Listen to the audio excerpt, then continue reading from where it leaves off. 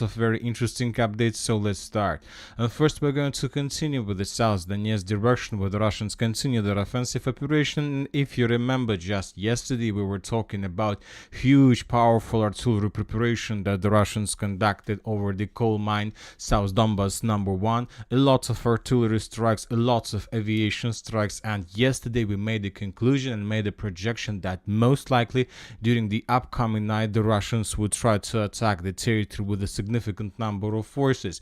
And this morning we got the first videos. We got the videos of how the Russians were attacking the territory using two groups for attack. For example, in this part of the video we can see how the Russians were bombing the coal mine once again, and right after the Russians began full-scale offensive operation to attack and to take under control the coal mine South Donbass number 1. The Russians once again were using two groups of forces with a significant number of armored vehicles and tanks. The first group of forces were entering from the eastern direction, moving through the village of Vadyana.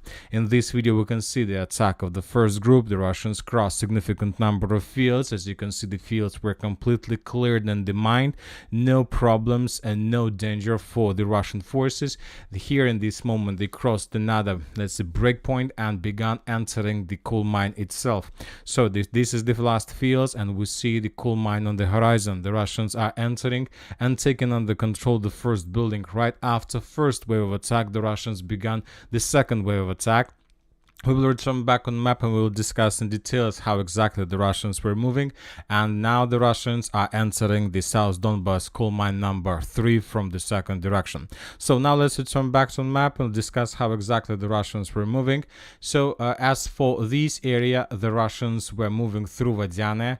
They crossed this point, then the Russians crossed the fields, then the Russians crossed this tree line and enter Vadyana from this point. So this is the building that the Russians captured as a result of attack of the first group of offensive. So this is the road, and this is exactly the progress. The second group was moving from the southern direction. They crossed the fields, they crossed the tree line, they entered the road, and using this road the Russians entered the coal mine from the central part. So based on this video we have adjusted the map, as you can see, and as I understand most of the mappers have adjusted their maps in Russian favor based on the same event. For now we don't know for sure whether the Russians managed to establish complete control over the coal mine, but most likely they are about to do this, or maybe have already done this. So obviously this is a significant victory for the armed forces of Russian Federation. The Ukrainians were forced to fall back further in Bogoyavlenka direction, and the encirclement of Ugledar is coming to the end. Now let's talk about Ugledar itself. To the south of the coal mine South Donbass number 1, we have another video of how the Russians were attacking and FPV droning the Ukrainian forces in this part, which confirms that this object still remains under complete Ukrainian control. I believe we need to adjust the map in Ukrainian favor. Now let's move further and let's talk about the Kurakhova direction. We have a lot of very interesting updates, and the most important, we have changes on the ground. The most important events are coming from the northwestern part of Ukraine. So this is the icon. Let's discuss this in details. And in this video we can see the Russian stormtroopers that were trying to take under control the Ukrainian positions to the northwest of the coal mine and to the west-north of the Terikon of Ukraine. And as a result of the clashes, the Russians managed to take this territory under complete control, and based on this video we have adjusted the map in Russian favor. So once again the Russian soldiers, the Russian stormtroopers were fighting for these trenches, for this dense network of the fortifications, and as a result of clashes the Russians managed to take them.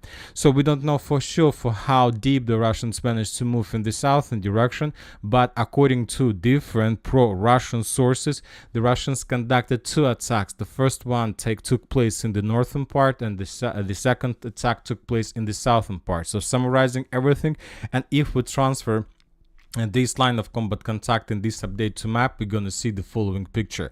So as a result of clashes during the previous 24 or 48 hours, the Russians managed to establish complete control over these territories of the City of Ukrainsk. So significant progress, as you can see.